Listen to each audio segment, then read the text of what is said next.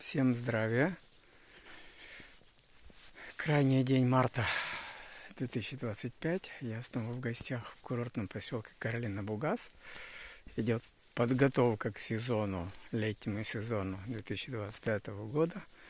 И я решил снять короткое видео, дабы отдыхающим приоткрыть слегка чуть-чуть глаза на некоторую ситуацию, в которой я был, как говорится, участником.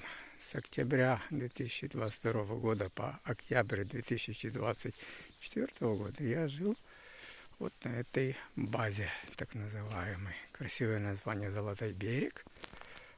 Вот. И договорился с хозяином, жидяра еще тот Андрей, вот, и о том, что я здесь буду жить до окончания военной ситуации, которая происходит сейчас в стране. Но, к сожалению, в сезон 24 года, когда Андрей почувствовал, что идет прилыв черных денег, он подошел ко мне и говорит, что надо поднимать цену. Проплачивал всегда я вперед, было оплачено до 1 октября 2024 года. Я, естественно, не согласился. И он, как говорится, сказал, что надо будет съезжать. Я съехал 29 сентября. Но был маленький нюанс, который вот и позволяет мне сегодня об этом говорить и снимать. Так вот, хочу открыть отдыхающим людям, которые поедут в сезон.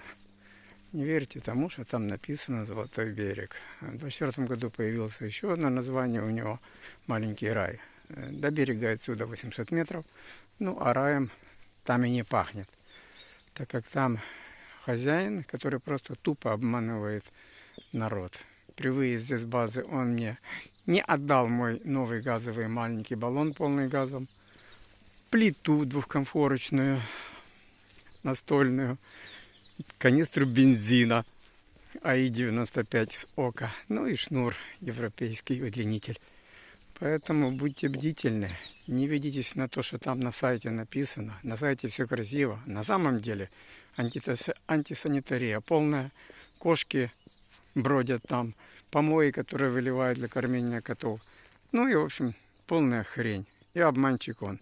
В следующее видео сниму, еще более подробно расскажу о случаях, в которых я был свидетелем.